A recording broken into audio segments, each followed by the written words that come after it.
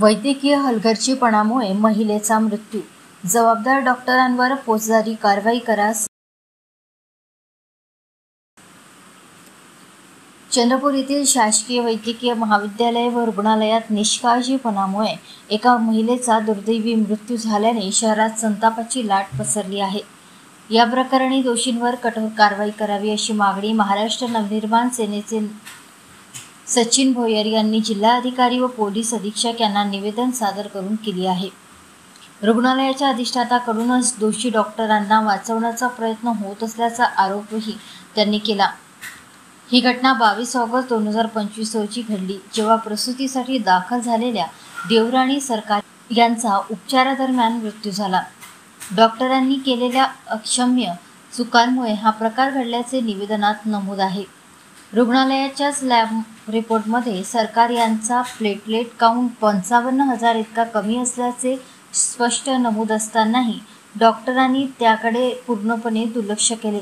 केवळ खाजगी लॅबच्या रिपोर्टवर विश्वास ठेवून त्यांनी प्लेटलेट कमी असतानाही अत्यंत धोकादायक असा स्पायनल ॲनेस्थेशिया देण्याचा बेजबाबदार निर्णय घेतला, ज्यामुळे लंग्स इंजुरी सिंड्रोम निर्माण होऊन त्यांचा मृत्यू झाल्याचा आरोप आहे. या हलगर्जीपणाची तक्रार रुग्णालयाचे अधिष्ठाता डॉक्टर मिलिंद कांबळे यांच्याकडे करण्यात आली होती. मात्र त्यांनी दोषी डॉक्टरांवर कोणतीही कारवाई केली नाही. उलट दोषींना वाचवण्याचा प्रयत्न करण्यात येत असल्याचा गंभीर आरोप सचिन भोयर यांनी केला आहे. हा प्रकार केवळ वैद्यकीय चूक नसून एक गंभीर फौजदारी गुन्हा आहे. या प्रकरणात दोषी डॉक्टर व कर्मचाऱ्यांवर भारतीय न्याय संहितेचे कलम 106 अंतर्गत कठोर कारवाई करावी अशी मागणी सचिन भोयर यांनी आयोजित पत्रकार परिषदेत केली. जर या प्रकरणी तातडीने कठोर कारवाई झाली नाही तर महाराष्ट्र नवनिर्माण सेनेतर्फे मोठ्या संख्येने नागरिकांना सोबत घेऊन जिल्हाधिकारी कार्यालयासमोर तीव्र निषेध आंदोलन करण्यात येईल असा इशाराही त्यांनी दिला. शासकीय वैद्यकीय महाविद्यालयामध्ये 22 तारखेला देवराणी देब्रोतो बिस्वास यांना प्रसूतीकरता दाखल करण्यात आले होते. प्रसूतीकरिता दाखल केलं त्यावेळेस त्या महिलेच्या शरीरात फक्त 55,000 प्लेटलेट्स होते आणि डॉक्टरांनी सांगितलं की आम्ही सगळं काही व्यवस्थित आहे, आम्ही तिची डिलिव्हरी एकदम नॉर्मल किंवा चांगलं व्यवस्थित करू. परंतु त्याच्यानंतर महिला ही हायली रिस्क असताना सुद्धा तिला कुठल्या पद्धतीचं आयसीयूचं ट्रीटमेंट न देता तिला जनरल वॉर्डमध्ये ठेवण्यात आले. आता सीझर ऑपरेशन केलं.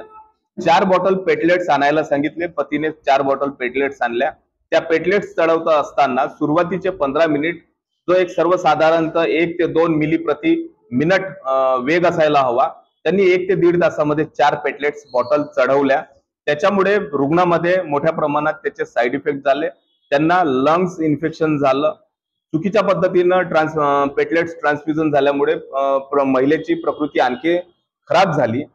दोषी डॉक्टरांना वाचवण्याचा प्रयत्न डॉक्टर मिलिंद कांबळे व संबंधित समिती करत आहे. या सगळ्या दोषींवर कारवाई झाली पाहिजे, त्यांच्यावर फौजदारी गुन्हा दाखल झाला पाहिजे. त्याकरिता आज आम्ही ही पत्रकार परिषद घेत आहोत. भविष्यात जर त्याच्यावर कारवाई झाली नाही तर जिल्हा पोलीस आणि जिल्हाधिकारी कार्यालयासमोर त्या लहान बाळाला घेऊन आम्ही तीव्र निदर्शन आंदोलन करू.